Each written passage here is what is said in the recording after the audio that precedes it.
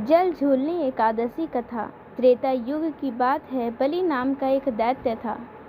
वह दैत्यों का राजा था। भगवान विष्णु का परम भक्त था। भगवान विष्णु को अपना आराध्य मान उनका पूजन किया करता था।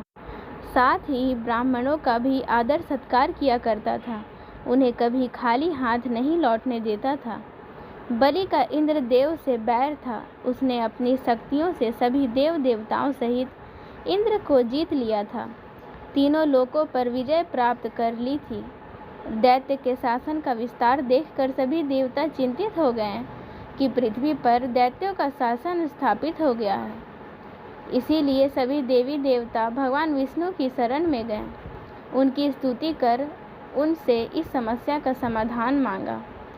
भगवान विष्णु ने उनको आश्वासन दिया कि वह संपूर्ण विश्व पर दैत्यों का राज नहीं होने देंगे, क्योंकि इससे पृथ्वी का संतुलन बिगड़ जाएगा और चारों ओर हिंसा फैल जाएगी।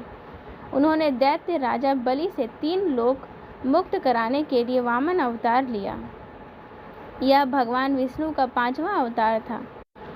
भगवान विष्णु ने वामन का अवतार लेकर राजा बलि के महल में प्रवेश किया। वहां जाकर उन्होंने राजा बलि से संकल्प लेने को कहा कि वह वामन देव को 3 पग भूमि दान करेंगे। वामन की बातों को सुनकर दैत्य गुरु शुक्राचार्य ने यह समझ लिया कि यह भगवान विष्णु है और यह राजा बलि से तीनों लोक लेने आए हैं। गुरु शुक्राचार्य ने राजा बलि को सावधान किया, लेकिन राजा बलि ने कहा यह संकल्प ले चुके हैं और वह विष्णु जी को अपना आराध्य मानते हैं, तो उन्हें मना नहीं कर सकता।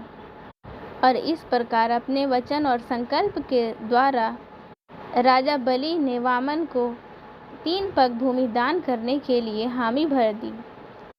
वामन देव ने अपने 3 पग भूमि लेने को तैयार हो गए और उन्होंने 2 पगों में ही समस्त संसार और लोकों को नाप लिया। इसके बाद वामन देव ने राजा बलि से पूछा कि वे अपना तीसरा पग कहाँ रखें। इसके जवाब में बलि महाराज ने अपना सिर झुकाकर भगवान विष्णु के कदमों में रख दिया और कहा कि तीसरा पग आप मेरे सिर पर रखें। इसके साथ ही भगवान विष्णु ने तीनों लोकों को दैत्य शासन से मुक्त कर दिया। एकादशी के दिन व्रत कर इस कथा को पढ़ने सुनने से वाजपेय यज्ञ का फल मिलता है। जय श्री हरि।